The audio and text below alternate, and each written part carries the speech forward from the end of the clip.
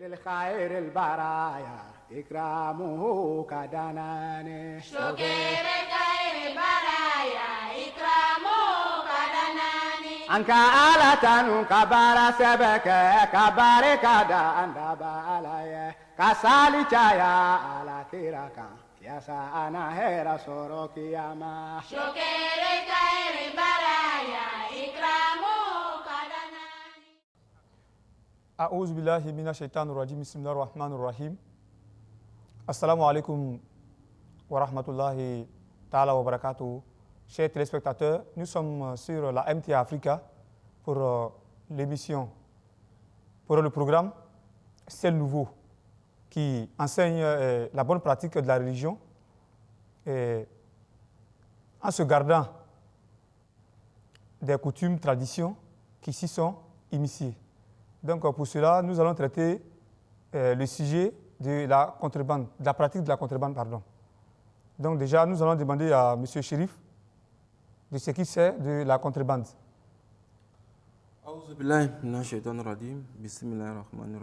Merci frère Daoudi pour cette question.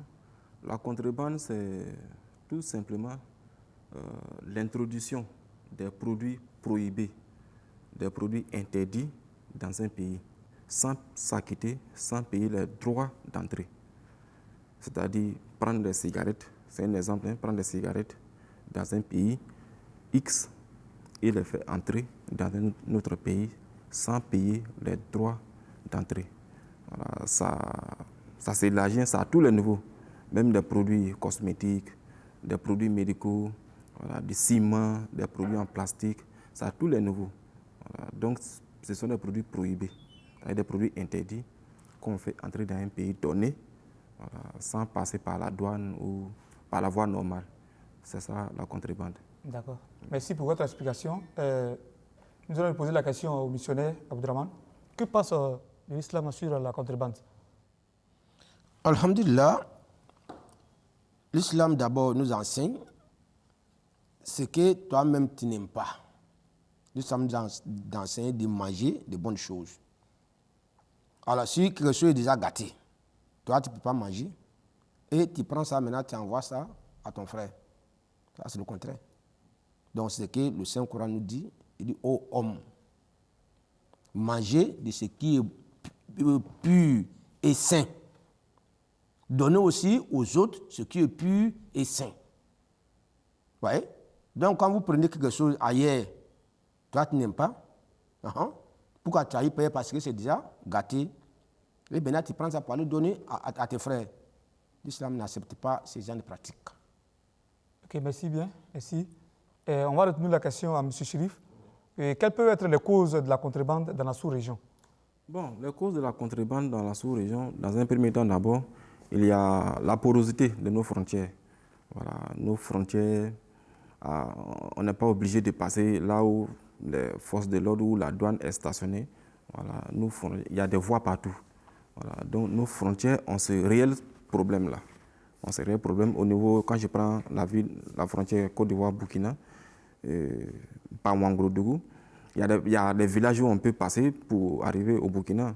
Donc, voilà, même au Mali, on peut facilement contourner des corridors. Donc, un produit prohibé, soit venant de la Côte d'Ivoire vers le Burkina ou de Burkina vers la Côte d'Ivoire, on n'est pas obligé de passer par l'entrée principale. Donc, ces produits prohibés, on peut les faire entrer facilement. Voilà. Donc, il y a ça. Il y a aussi, ça fait partie des causes, il y a aussi le fait de s'enrichir. Donc, c'est tout un réseau qui organise ce genre de pratique dans l'intention, dans le but d'avoir de l'argent, de s'enrichir. Parce que, mine de rien, leurs produits contrefaits sont moins chers, ne sont pas chers. Donc, ça attire la population. Un produit à la pharmacie, c'est un exemple, un produit qu'on vend à la pharmacie à 200 francs.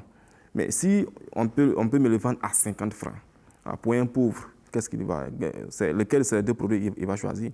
Au lieu de marcher à la pharmacie, ils vont faire ordonnance, tout ça, aller acheter ça à 200 francs ou à 1000 francs souvent. S'il peut avoir ça à 50 ou à 100 francs, il va prendre ce qui est à 100 francs. Voilà. S'il le sait, par un heureux hasard, ça a marché, il l'a convaincu à jamais. Mais il ne sait pas ce qui a été mis dedans. C'est vrai, il y a quelques produits qu'ils ont mis dedans, mais les doses ne sont pas respectées, raison pour laquelle c'est interdit, c'est prohibé. Donc, voilà un peu quelques raisons qui... Et la plupart de ces produits prohibés viennent, la plupart les données que nous avons eues viennent du continent asiatique, voilà, du continent asiatique, la majorité.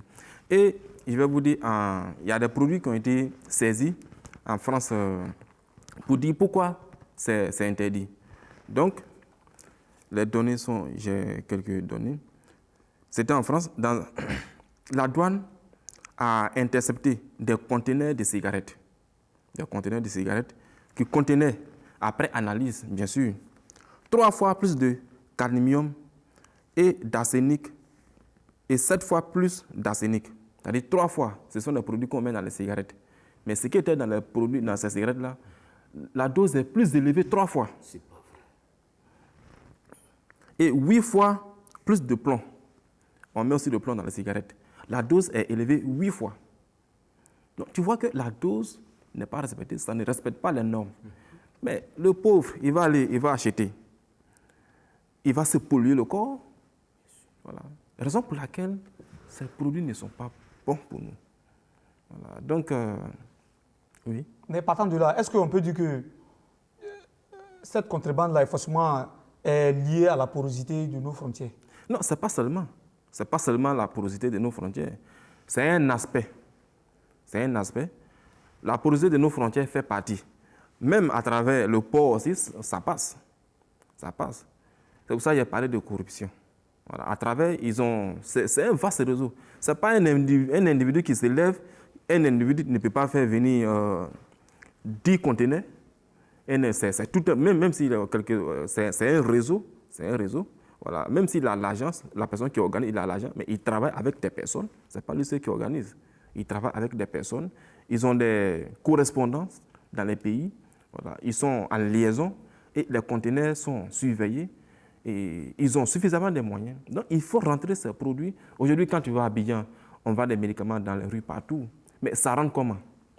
Moi, ça me fait rire quand je vois les gens courir auprès des vendeurs de médicaments dans les rues à Abidjan, donc c'est des produits interdits. Mais au lieu de fatiguer nos mamans qui vendent ces produits sur le marché, mais prenez des mesures pour ne pas que ces produits entrent. C'est par là qu'il faut commencer. Voilà, donc ce n'est pas la peine de venir fatiguer les gens sur le marché. Donc voilà un peu. Est-ce qu'il y a des actions de lutte contre cette pratique dans la sous-région? Oui, effectivement, il y a des actions de lutte contre cette pratique. C'est pour cela qu'on a mis la douane dans nos frontières, dans nos ports maritimes. Il y a la douane qui est là, il y a les structures étatiques qui sont là pour vérifier les produits qui entrent, les produits qui sortent. Il y a aussi Codinum qui est là pour vérifier tout ce qui est normes, voilà, normes au niveau des produits, voilà, pour assurer la santé de la population. Donc, l'État mène des actions à ce niveau-là. Il y a aussi des ONG qui mènent des actions. Je ne vais pas citer des noms, mais il y a des ONG qui mènent des actions en ce sens-là pour veiller à ce que les produits, tout ce qui rentre, tout ce qui vient de l'étranger, voilà, passe quand même par une analyse rigoureuse pour ne pas que la population consomme des produits prohibés. Mais à ce niveau-là, est-ce qu'il y a des mesures, des sanctions, je veux dire, des sanctions prises par le gouvernement? Oui, il y a des sanctions qui sont prises par le gouvernement. Oui. Au niveau de la nouvelle loi, il y a des sanctions qui sont prises contre la contrebande. Toute personne qui s'adonne à la contrebande, il y a des sanctions qui sont appliquées pour ça. Et des sanctions sévères d'ailleurs. Voilà. Donc à travers cela, selon vous, qu'est-ce qui encourage cette pratique-là? Qu'est-ce qui motive la population à s'adonner à cette contrebande-là? Bon. Et puis il y a la pauvreté aussi qui fait partie, la pauvreté. Parce que la population, elle n'a pas de problème. Hein. Tant que le produit rentre, moi je vais au marché, moi j'ai 1000 francs, je vais dans un supermarché, on me dit ça coûte 10 000. Et pourtant, dehors, je peux avoir ça à 1000 francs. Je vais prendre ce qui est dehors. Donc la population, sans penser aux conséquences. En fait, la population, en quelque sorte, veut du moins cher. Voilà ce qui l'arrange. Donc, il y a quand même la pauvreté aussi qui joue un rôle, quoi.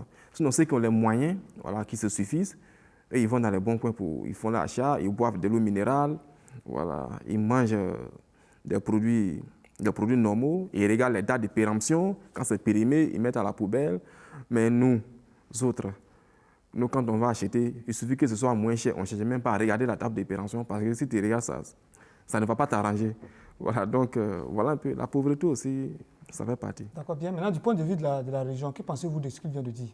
Alhamdulillah, je remercie le frère Chérif de tout ce qu'il vient de dire. C'est une réalité que nous vivons quotidiennement. Mais le créateur du monde, c'est Dieu. Donc, si le créateur du monde, c'est Dieu, Dieu a déjà pris des précautions pour nous aider à éviter ce genre de choses qui va arriver au futur. Donc, tout ce qui peut faire du mal à la création d'Allah subhanahu wa ta'ala, il nous a déjà donné des précautions, il nous a déjà donné des remèdes. C'est à nous maintenant de mettre ces remèdes-là en pratique pour être sauvés. Mais si nous ne mettons pas les remèdes en pratique, le docteur est fort comment il va diagnostiquer la maladie. Il te dira, voici ce que tu as, voici le médicament, voici l'ordonnance, va acheter. Tu prends tel comprimé dès matin, dès midi, dès le soir. C'est à toi d'utiliser comme le docteur t'a dit. Mais si tu n'as pas fait ce que le docteur t'a dit, le docteur est fort, ça va te servir à quoi? Donc voilà ce qu'Allah subhanahu wa ta'ala dit, la traduction. Il dit, ô prophète. Vous voyez? Il s'adresse aux messagers, tous les messagers. Il dit, mangez les choses qui sont pures. Les prophètes viennent quoi? Ce sont les gens que les prophètes viennent enseigner. Donc le prophète, lui, mange ce qui est pur. Et il enseigne à l'humanité de manger ce qui est pur. Il ne s'arrête pas là. Il dit, faites les bonnes œuvres. Ce n'est pas lui seulement qui fait. Il encourage, il enseigne les autres aussi à faire de bonnes œuvres. Voilà. Il continue. Il dit, en vérité, je sais très bien ce que vous faites. Et tenez-vous bien. Et sachez que cette communauté qui est la vôtre, cette communauté, tous les prophètes, cette communauté qui est la vôtre, forment une seule communauté. C'est ce que je disais tantôt. Toutes les nations forment une même communauté. Occident, le continent, tous les continents forment une communauté. L'islam n'a pas distingué. Donc, forme une seule communauté. Et je suis votre Seigneur. Aussi, craignez-moi seul. Vous voyez? Donc, il ne faut pas dire que comme moi, je n'aime pas ça, comme ce n'est pas bon pour moi, je prends ça pour aller donner à l'autre communauté. C'est pour le détruire. L'islam met l'accent. Ce que tu n'aimes pas, ce qui est gâté là. Voilà pourquoi, par exemple, quand on dit sadaka, moi, l'islam n'a pas trié. Moi, j'ai fini de manger ma nourriture, j'enlève le poisson, tout. Le restant maintenant, je dis, lui, prends mon sadaka. Non, on n'appelle pas ça sadaka. Ça, on appelle ça jeter quelque chose dans la poubelle. Il ne faut pas trier. Toi-même, tu prends la part de lion, c'est-à-dire le bonbon là, tu prends. Ce qui est défectueux là, tu prends mon frère Chérif, tiens. Non, l'islam dit tu as jeté dans la poubelle, tu n'as pas fait sadaka. Donc, ce que toi-même tu aimes là. Voilà. Alors, ce qu'on dit, ce que vous aimez plus, qui n'a pas défectueux, ce que vous devez donner aux autres. Mais ce qui est déjà gâté, toi-même tu n'as pas dans le besoin, tes habits qui sont déchirés, c'est ce que tu prends pour aller donner comme sadaka. Non, tu as jeté. Si la personne n'a pas pris, tu jettes. Donc l'islam n'accepte jamais qu'on prend ce qui est déjà défectueux, ce qui est déjà gâté, on prend pour aller donner à une communauté. C'est Dieu a enseigné à tous les prophètes de manger ce qui est pur et qu'il met dans les terres, qu'il fait de bonnes œuvres. La communauté tout entière, c'est pareil. La manière dont tu aimes tes enfants, les autres aussi, c'est même enfants. Ce que tu n'aimes pas, il ne faut pas faire ça aux autres. Donc l'islam a déjà tracé. Ça à nous maintenant de mettre ces enseignements en pratique pour que chacun de nous puisse être sauvé. D'accord, merci beaucoup. Je retourne la question à M. Chérif. Quel conseil vous pouvez donner vraiment à la population par rapport à ces pratiques-là? Le conseil que je peux donner à la population, c'est d'abord, il faut encourager l'éducation. Il faut encourager l'éducation parce que quand on a un minimum de savoir, on peut quand même peser le pour et le contre des produits qu'on va acheter. C'est vrai, il y a ça aussi, mais il faut aussi lutter contre la pauvreté. Voilà, il faut lutter contre la pauvreté parce que c'est vrai, hein, tu peux connaître les effets secondaires, mais si ta poche ne te permet pas d'acheter les bons produits, soit des médicaments, tu es obligé d'aller vers les produits prohibés.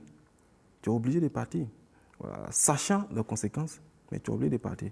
Donc, c'est de rendre les produits normaux accessibles à tout le monde.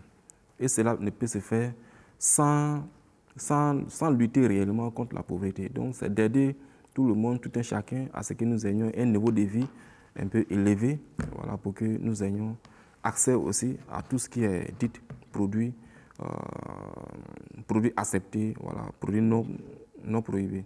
Donc, ça pour dire qu'il faut vraiment doubler d'efforts pour protéger la population. Donc, l'État doit mener des efforts en ce sens-là. Donc, ce qui veut dire qu'à vous entendre parler, Oui. tant que la pauvreté va demeurer, ça sera difficile de lutter contre il sera difficile de lutter contre les produits prohibés parce que même des personnes, c'est vrai, on n'a pas d'éducation, il y a des personnes qui savent que ce n'est pas bon. Ils savent que ce n'est pas bon. Mais s'il ne peut pas acheter ce qui est dans les pharmacies ou bien ce qui est dans les supermarchés, il va aller vers les produits prohibés. Voilà. Parce que bon, ces produits prohibés aussi, il ne faut pas se nier la vérité. Il ne faut pas se nier. Hein. Il y a d'autres qui guérissent. Ça guérit, mais avec des conséquences, bien sûr. Mais du moment où ça guérit, lui, il veut d'abord, dans un premier temps, la guérison. Se soulager d'abord. Se soulager d'abord avant de passer aux conséquences. Donc, il va aller vers les produits prohibés, c'est clair. Voilà. Donc, il faut vraiment lutter contre la pauvreté. D'accord, merci beaucoup. Si vous avez quelque chose à ajouter. Oui, ce que je voulais dire est que, comme je l'avais dit, le missionnaire, je vais dans le même sens que ce que le missionnaire dit. C'est vrai, il faut se contrôler soi-même. Et le musulman, comme on le dit, le musulman, c'est celui qui mange peu, qui boit peu, qui parle peu. Voilà, donc tout ce que nous allons manger, il faut contrôler, il faut faire attention à tout ce qu'on mange. Malgré la pauvreté, il faut veiller à ce que tu manges. Voilà, il faut contrôler tout ce que tu manges. La pauvreté n'est pas synonyme de destruction. Hein. Voilà, ce n'est pas synonyme de destruction. Même si tu n'as pas les moyens, voilà, il faut quand même aller à un rythme de vie qui ne va pas te mettre dans les difficultés. Parce que si tu continues à consommer ces produits, c'est vrai, ça va te soulager. Ça va résoudre dans un premier temps ton problème. Mais les conséquences qui viendront après vont t'amener encore à dépenser plus. Donc, tu vois que tu ne résous pas le problème. Tu ne fais que t'enfoncer encore. Donc, de manière générale, c'est à l'État, il faudrait que l'État fasse des efforts, voilà, pour aider tout le monde. Donc, nous remercions nos deux invités, à savoir M. Chérif, avec Oussaz Abdelrahman Ouattara, pour avoir participé à notre émission. Nous vous remercions et à la prochaine. Assalamu alaikum wa rahmatullahi ta'ala wa barakatuh.